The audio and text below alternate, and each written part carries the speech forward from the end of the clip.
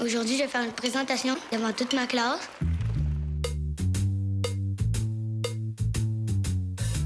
En parlant de mes prothèses, ça va les aider à comprendre quelqu'un amputé comme moi.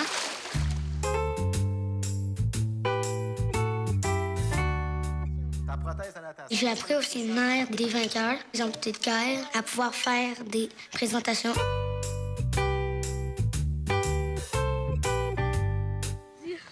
Je vais transmettre le message aux autres que ça ne m'empêche pas de faire tout ce que je veux.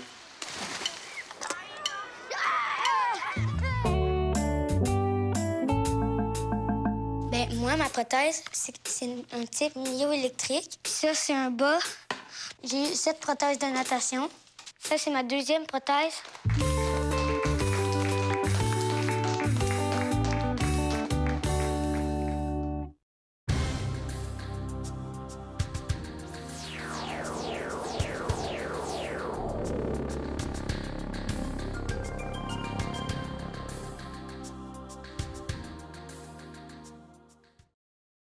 Il n'y a pas que les petits fruits qui sont cultivés dans la région. On retrouve plusieurs producteurs de légumes au grand plaisir de la population janoise. Bienvenue à Agriproduction.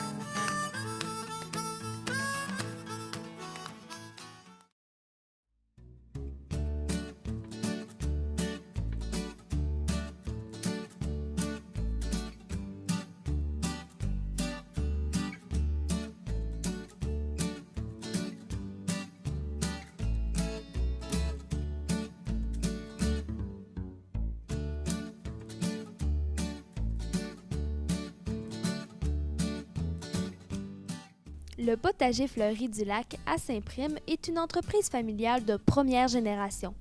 Elle se spécialise dans la culture de légumes de toutes sortes. Le potager fleuri, c'est une ferme maraîchère qui a débuté en 2001. On fait beaucoup de légumes en serre, en plein champ, des fraises aussi, un petit peu de fruits. Puis c'est comme ça que ça a commencé. Ça a commencé tranquillement à petite échelle. Vraiment on est spécialisé vraiment juste dans le légume, la production maraîchère. Puis là, au fil du temps, on a grossi, puis on s'est amélioré, puis on a plus de choix aussi, plus de produits disponibles. C'est très familial. Moi, j'ai commencé tout seul en 2001, mais par la suite, mon père, ma soeur s'est greffé à moi, puis même ma mère qui est venue nous donner un petit coup de main là, ces dernières années. Mais oui, c'est beaucoup familial. L'entreprise possède 10 serres pour faire la production de légumes. Les serres, on commence aussitôt là, que quasiment dans le temps de Noël. On commence à semer là, quasiment tout de suite après fête. Puis là, tranquillement, pas vite, là, on chauffe. Puis là, on en remplit une, on en remplit deux, on en remplit trois. Puis à un moment donné, quand on arrive au printemps, tout est plein. Puis ensuite de ça, on fait les premières récoltes dans le mois de mai. Ensuite, du mois de mai, on arrache, puis on replante encore d'autres légumes. On fait 2 cultures par serre. Puis là, ça se termine là, dans le mois de novembre. C'est des serres, mais c'est juste du chauffage d'appoint. On ne chauffe pas là, en plein mois de janvier là, à 25 degrés. Là.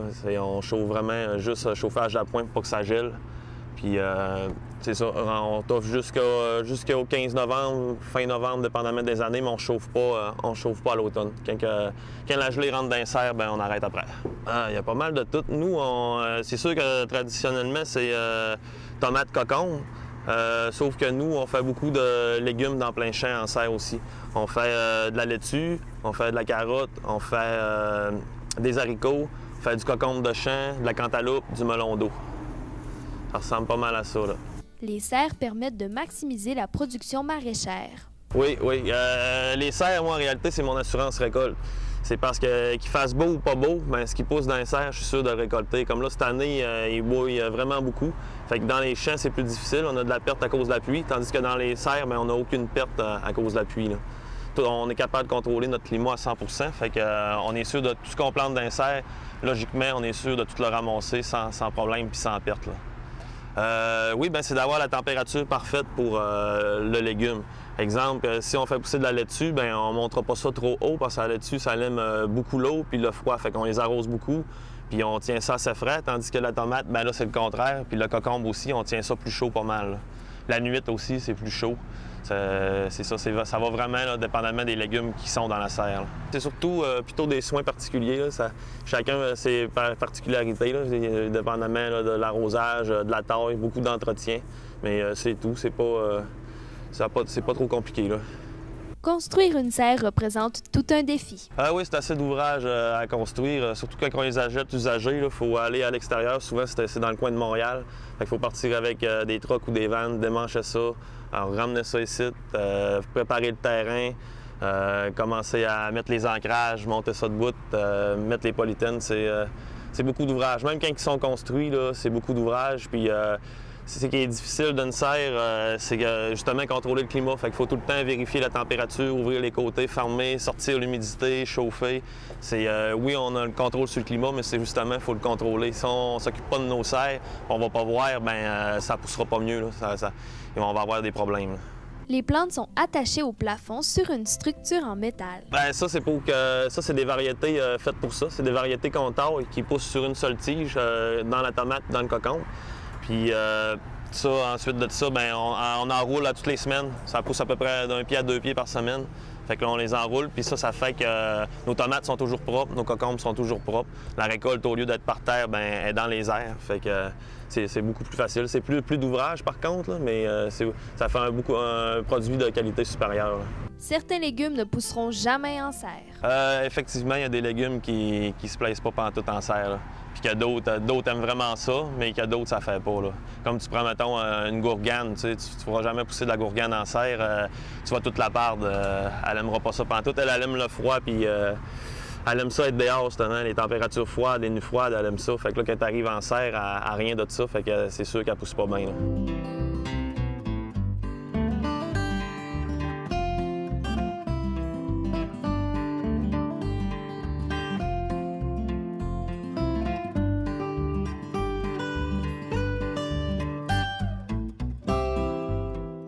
Et pour savoir ce qui pousse bien en serre, il faut faire des essais-erreurs. On a rien que fait rien que de ça.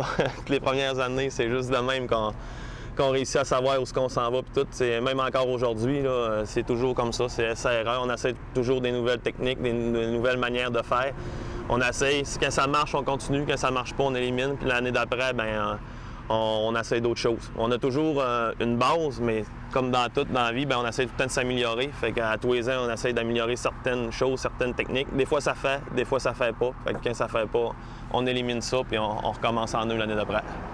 Les insectes sont un problème autant dans les champs que dans les serres. Les insectes, tu as toujours des problèmes d'insectes. Ça dépend beaucoup de la température, tout ça. Cette année, je te vous dirais bien franchement que c'est une année très tranquille, là, à cause que justement, il n'a pas fait super chaud. Et malgré qu'il y a eu beaucoup de pluie, ça en a emmené d'autres. Mais c'est sûr qu'il y a certains légumes que tu t'en tires pas. Tu prends exemple la patate, c'est sûr ça vient que le dorifort, là, les fameuses bébites à patate. Tu plantes de la patate, c'est sûr que tu en as. Les choux, c'est la même chose. Les choux, tu as les petits vers là, qui sont après. Tu plantes du chou, c'est sûr tu vas avoir des vers. Fait que il y a certains légumes que les insectes viennent avec, là. Fait que faut que tu saches comment faire et tout ça, là. Nous, en étant biologique, on n'a pas droit aux produits chimiques tout. Fait que nous, c'est pas compliqué. On passe à la main et on les enlève. Plusieurs fois par semaine, là, surtout dans les patates, là, on passe à la main et on enlève toutes les bébites. Oui, bien sûr, surtout les abeilles, les bourdons, là. C'est surtout ça qu'on retrouve dans les serres. Après ça, tu as des fois les tétraniques, là, quand ça vient trop sec, c'est des petites araignées rouges, que ça peut causer des dommages aussi, là, surtout dans les plaines de cocombes, là. Sinon, c'est quand même pas si mal. Tu as les limaces aussi des fois, tu as des fois aussi les hannetons. Les hannetons aussi qui viennent dans la terre. Il y a tout le temps ça pousse dans la terre, hein, c'est en nature, fait que les insectes, puis les animaux, les souris, tout ça vient avec. Des fois, tu as des petites souris qui passent, qui viennent ronger ton plus beau légume que tu avais dans la serre, mais ça vient avec, c'est normal. Les légumes offerts sont biologiques. Oui, seulement que la tomate rouge de serre qui n'est pas encore certifiée, elle, tout ce qu'elle a, c'est un engrais soluble. Mais d'ici 1 an ou 2, là, elle va être certifiée aussi. Là. Fait que là, à ce moment-là, 100% de mes produits sont certifiés biologiques. Là. Sur 80 produits, il y a juste ma tomate rouge qui ne l'a pas. Après la pause, le commerce local.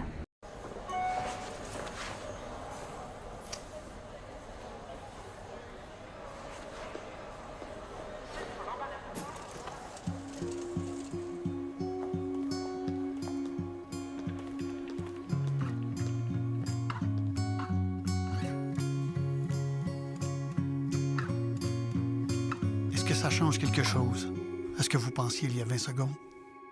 Luttons contre l'homophobie. À mon âge,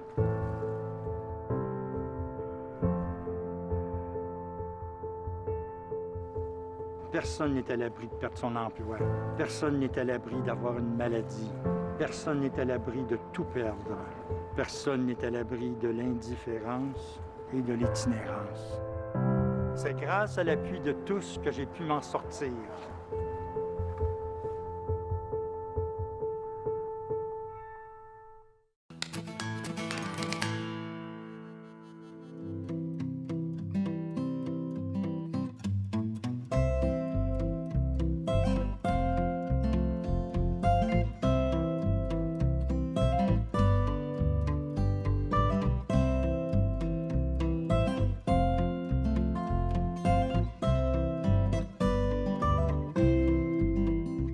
En plus de produire des légumes en serre, le potager fleuri du lac possède des terres cultivables. J'ai 25 hectares, dont 10 hectares qui sont cultivés là, en légumes. Là. Un peu de toutes sortes, légumes variés. C'est beaucoup de semis. C'est beaucoup de semis pour en avoir toute l'année. Parce que si, mettons, on fait un semis au mois de mai, puis on ne plante plus rien, tu vas en avoir jusqu'au mois de juin, début juillet, puis tu n'auras plus rien de l'année. Fait que, exemple, en laitue, on fait 16 semis, 16 plantations différentes. En fèves, au moins 5-6, gourgane 3, carottes 4, pour en avoir tout le temps de la fraîche, tout le temps des légumes frais toute l'année, puis pour pas que ça vienne trop gros aussi, parce que quand c'est trop gros, ça déclasse, c'est pas bon. Là. Le travail sur le terrain se fait en grande partie manuellement. Ah, ça se fait tout à main. Tout à main avec du personnel. C'est tout cueilli à main. On n'est pas encore... pour être mécanisé, il faudrait vraiment que je sois encore vraiment plus gros que ça pour la récolte. Fait que comme c'est là, toutes les gourganes, toutes les... On a des petites récolteuses un petit peu, mais tout est fait à main. C'est tout artisanal encore. C'est tout fait à main, tout est cueilli à main, tout à la poche. On fait les champs au complet, puis comme je te dis, quand il y a le premier semis récolté, là, on tombe dans le deuxième. Puis des fois, on a le premier puis le deuxième à faire en même temps, fait que ça n'arrête pas. Oui, on plante beaucoup à la main. On doit planter au-dessus de 200 000 légumes à la main, minimum. Et c'est tout est préparé, mais c'est tout planté, tout se fait à main. On a toutes des machines, des équipements qui préparent tout, mais tout le reste, c'est fait à main d'homme. Donc ici, on n'a pas de tracteur, pas de semoir. Ah oui, on a tout ça. Okay. Même si tu as tout ça, on est ça, je te dis, on a tout l'équipement, mais tu sais, exemple, on prépare le champ puis tout ça avec les équipements puis tout, mais quand on arrive pour planter le légume, on a des planteuses aussi, mais c'est pas tout le temps adéquat là, aux techniques qu'on a. Fait que souvent, c'est fait à la main, là. Tout est planté à la main. L'entreprise produit 80 variétés de légumes. 80 sortes de variétés. Quand je dis 80 variétés, c'est par exemple, mettons laitue verte, laitue rouge, laitue mélangée, ça fait 3. Concombre de champ, concombre anglais, ça fait 2. Tomate, on a de la tomate rouge normale, on a de la tomate jaune, on a de la tomate noire, on a de la tomate orange. Fait que ça fait 5-6 variétés là. Fait que tout de même, haricots verts, haricots jaunes fait 2, fait que ainsi de suite. Fait que on monte jusqu'à 80 variétés là, différents. Là. Oui, on a quelques fines herbes. Depuis quelques années, les fines herbes sont bien à la mode, fait qu'on en fait de plus en plus. On a le basilic persil dans le plus traditionnel. Après ça, on a sarriette, estragon, du thym, on a du romarin, de la menthe. On a même de la monarde aussi. C'est une belle fleur, ça, avec une belle saveur. Ça ressemble pas mal à ça dans les fines herbes. Du fenouil, de la nette. C'est un petit peu tous les produits qu'on connaît là, dans les fines herbes. Là. Non, même si sont toutes différentes, ils me demandent toutes la même chose. C'est toute la même famille, c'est toutes des tomates. Fait que c'est pareil, sauf que c'est quand le produit sort, ben lui qui est différent, le goût est différent, l'acidité est différente, le sucre est différent d'une tomate à l'autre. Il y en a qui aiment bien gros telle sorte, l'autre aime bien gros telle sorte, c'est vraiment particulier, là. Ils ont vraiment le caractéristique, le goût particulier après, mais sinon la technique, là, c'est toute la même chose, toute la gang. Le potager fleuri du lac fait aussi pousser des fruits. Oui, fruits, on fait beaucoup de fraises. Cette année, les fraises, c'était moins bon à cause de la pluie là, qu'on a eu sans arrêt. Mais à part ça, on a beaucoup de bleuets et framboises qu'on prend d'ailleurs. Vous avez parlé de cantaloupe, est-ce que ça se peut? Oui, cantaloupe, melon d'eau. On les fait en serre, mais ça se fait aussi à l'extérieur. Des belles saisons, là, on est capable de sortir des belles cantaloupes, des beaux melons d'eau, là, des champs aussi.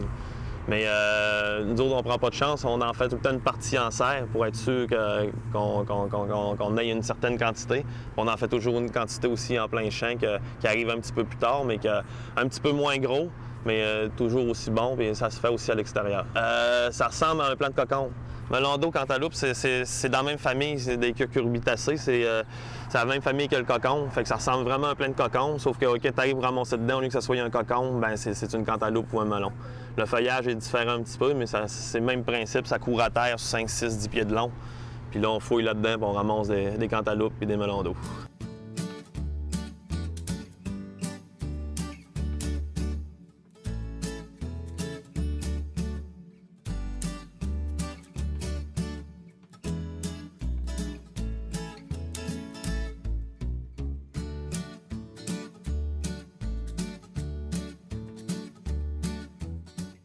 L'entreprise a son propre point de vente. Oui, notre kiosque à la ferme, situé sur la principale à Saint-Prime, au 200, tout près de la route de Mastoyache. Ça fonctionne qu'à tous les matins, à 9-10 heures, on est ouvert, puis on cueille les légumes à tous les jours. Tous les légumes qu'on a, ils sont cueillis à chaque jour. Fait que c'est pour ça qu'on ouvre à 7 heures, parce qu'il faut nous laisser le temps de récolter les légumes à chaque matin, de les préparer, puis de les amener en avant. Puis ça va super bien, notre kiosque, là, on l'aime beaucoup. Tous les produits, je dirais que 80% des produits du kiosque viennent de chez nous. Il y a le bleuet qui vient pas d'ici, puis des fois un peu de maïs qui vient de l'extérieur aussi. Oui, c'est toujours récolté par nous, c'est toujours fait à la ferme. Le kiosque fonctionne tellement bien que Guillaume Doucette doit engager plus d'employés. D'abondance, oui, c'est ça. On tombe d'une période que là, tout est à faire en même temps. On a encore des plantations à terminer. On a l'entretien de tous les légumes à faire. Puis là, on a les récoltes d'à peu près tous les légumes à faire aussi. Fait que là, on est vraiment là, dans le pic là, de la saison. Là. Oui, là, présentement, on est 8. Mais ça va monter là, à 12-15 d'ici une semaine ou deux. Là. Le propriétaire tient à livrer un message à sa clientèle. Bien, moi, j'aimerais remercier toute la clientèle là, qui nous soutient là, depuis des années, qui viennent nous encourager à tous les jours. C'est grâce à eux qu'on peut faire notre métier qu'on aime, puis que l'entreprise réussit à survivre d'année en année, puis de prospérer vers le futur, vers de jours meilleurs. Puis on est bien content de l'achat local là, de tout le monde, même les épiceries, restaurants. Là. On n'a pas à se plaindre, le monde achète vraiment beaucoup local au lac, on est bien content. Le commerce local fonctionne bien au lac Saint-Jean. Il permet à la population de se procurer des produits de qualité tout en encourageant les entrepreneurs de la région. C'était tout pour cette série Agri-Production. J'espère vous avoir fait découvrir l'agriculture sous toutes ses facettes.